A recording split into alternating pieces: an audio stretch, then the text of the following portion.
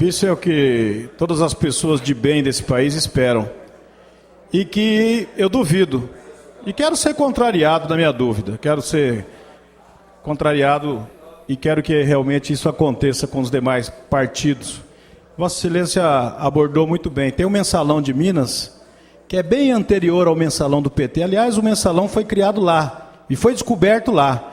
A diferença, como Vossa Excelência abordou, é clara. É que o Supremo, no caso de Minas, aceitou a tese de que, por ter envolvido os outros que não tinham foro privilegiado, teria que ser julgado lá na primeira e segunda instância primeiro, para depois chegar ao Supremo Tribunal Federal. No caso, onde envolve parlamentares do PT e de outros partidos, porque tem parlamentares de outros partidos envolvidos nesse também, da AP 470, o Supremo não aceitou essa tese. Foi 2 pesos e 2 medidas. No caso desse, não. Tem que ser direto no Supremo Tribunal Federal. Aliás, se rasgou a Constituição pelo presidente da casa que tem que zelar, que tem que ser a guardiã da Constituição, rasgou a Constituição várias vezes. Uma das vezes foi essa.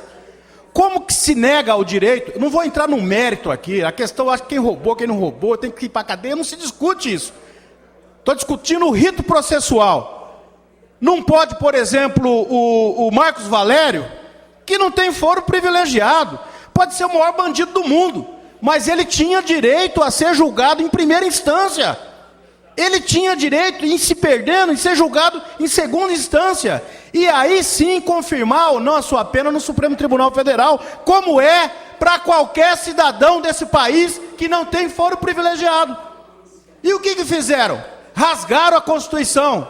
Então criaram um tribunal de exceção para fazer um julgamento político, porque não se conformam na arena da política perderem para nós. Porque com o maior carnaval que já fizeram em cima desse mensalão, não conseguem derrubar o PT do governo central do Brasil, e nem das prefeituras e nem dos estados.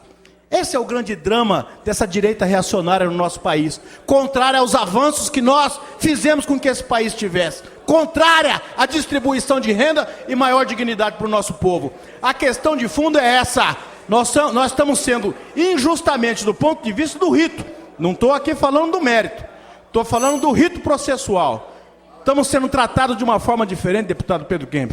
Como disse o ex-presidente Lula, não é pelos nossos defeitos, pelos nossos erros, é pelos nossos acertos. É por tudo aquilo que nós fizemos de bom para o Brasil. É por isso que está se fazendo isso.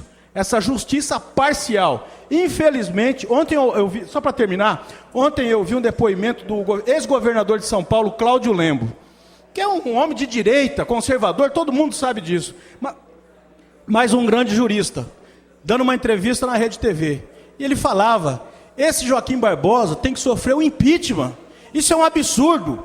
E ele, entre outras coisas, falava sobre o ponto principal do ponto de vista jurídico, que não é nem esse do foro privilegiado. Sabe qual que é? É criar, usar no Brasil pela primeira vez, a tal da teoria do fato do domínio.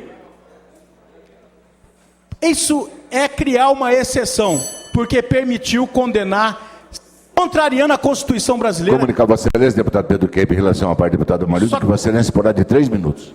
Só mais um minutinho, deputado Pedro Kemp. Contrariar o que diz a legislação e a Constituição brasileira. Foram condenados uma boa parte dos réus sem prova. Não existe uma prova. Qualquer criança sabe, no direito brasileiro, impera a teoria de que você tem que provar. Até prova em contrário, todo mundo conhece essa frase, até prova em contrário, existe o quê? A presunção da inocência, isso é constitucional. Como não tem prova, foram se apegar a uma teoria alemã, criada na década de 40, pós-guerra, para julgar aqueles que mataram os judeus, e que o próprio criador da teoria, que ainda é vivo até hoje, diz que no Brasil a teoria está sendo aplicada de forma errada, equivocada e injustamente. É isso que está acontecendo no nosso país. Obrigado pela parte.